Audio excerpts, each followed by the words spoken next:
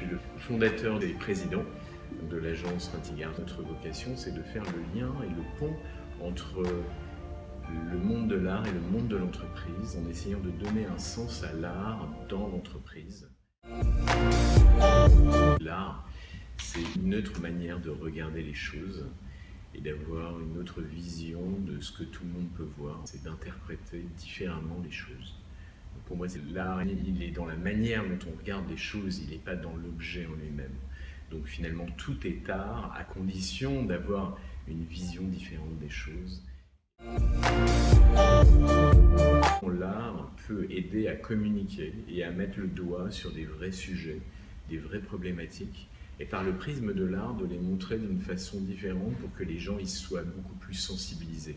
Donc peut-être en ça, ça peut réduire des inégalités, mais sinon, je pense beaucoup moins qu'un truc comme le sport ou le football qui est plus mainstream et qui va en tout cas ramasser plus de personnes. Il y a un artiste qui avait fait quelque chose de très intéressant qui est Parreno sur la Coupe du Monde, où finalement tout est formaté, c'est-à-dire il va y avoir des milliards de personnes qui vont voir exactement la même image d'un même événement, alors que l'événement peut être très multiple suivant l'endroit où on est, ne serait-ce que quand on est dans un stade, et sa position dans le stade, il y a peut-être 100 000 personnes où ils vont tous avoir une vision différente de l'événement, alors que nous, tous les téléspectateurs, ont eu une vision très formatée.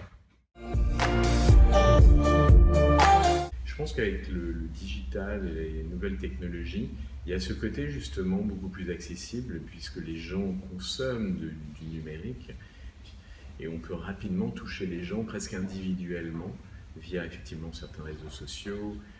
En tout cas, il y a une vraie communauté aujourd'hui qui se développe de créateurs, de contenus qui sont de plus en plus riches, qui sont diffusés par Internet et que nous, on essaie de structurer justement et on essaie de trouver un modèle économique qui puisse aussi nourrir ces créateurs et qui puisse trouver des revenus là-dessus et que ce ne soit pas limité à de la communication comme on a sur Instagram où c'est simplement on veut créer une communauté pour après essayer de monétiser ça.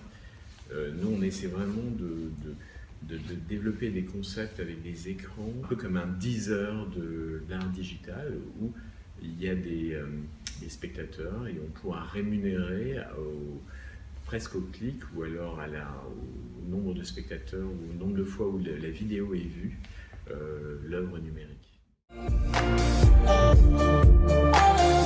C'est un des grands freins de l'art numérique, c'est le côté reproductible et le côté où on peut finalement y accéder relativement n'importe où avec Internet aujourd'hui, où tout peut être copié, dupliqué. C'est une grande problématique dans l'art, puisque l'art, il y a une notion quand même d'unicité. Donc aussi bien quand on parle de photo, enfin de peinture bien évidemment c'est une œuvre unique, originale.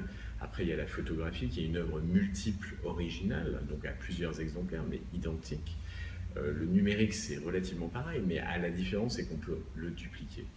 Alors, donc nous le challenge a été là, ça a été de construire un écosystème qui permet finalement de protéger les œuvres et aussi leur diffusion, de façon à pouvoir mesurer leur diffusion et de rétribuer les artistes à cette œuvre. Donc on a créé avec plusieurs startups, on avait commencé avec une startup new-yorkaise et puis aujourd'hui on est avec une startup de Berlin qui a créé un concept des écrans connectés qui permettent en fait à distance via internet de contrôler ces écrans et surtout de les gérer et de savoir exactement ce qui se passe dessus, ce qui est joué et à quelle fréquence.